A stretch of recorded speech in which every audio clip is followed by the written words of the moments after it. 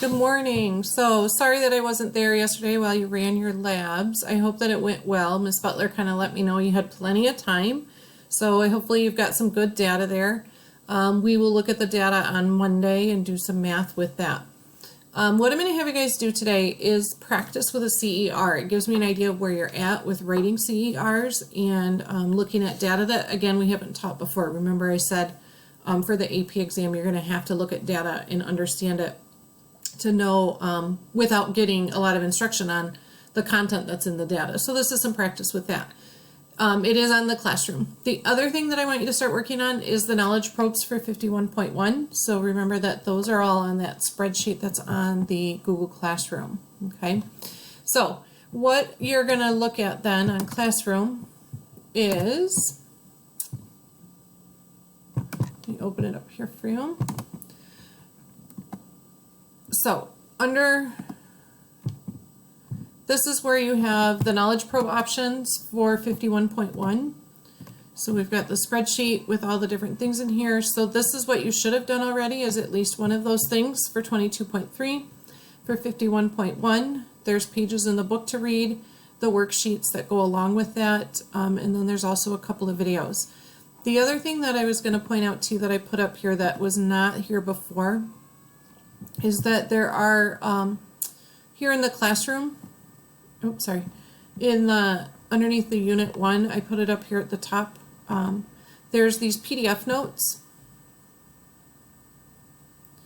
and what these are the like lecture notes that we sometimes I'll use them in class or maybe make some like Zoom lectures and things with them.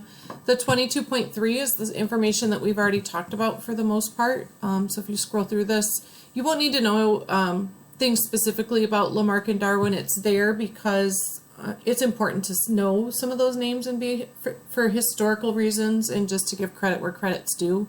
But you won't see that on the test that I give or the AP board gives. You have the information there about variation, which we're looking at with your plants, and then how the populations get it. And then underneath here is all the different evidence that we talked about with your Jamboard that you guys did. So some details for that. So I wanted to point that out to you. The animal behavior would be the notes that you're starting to work on with that Knowledge Probe 51.1. So you can use those if you wanted to use them as like an annotation, like while you're reading, you could look through them, put notes on them while you're reading, annotate them, add to them, etc. Anything that's in these notes is fair game for the tests. Okay.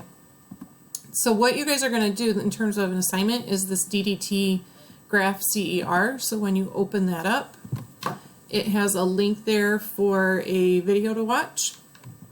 So you'll watch that, take a look at this graph, and figure out kind of what's happening there.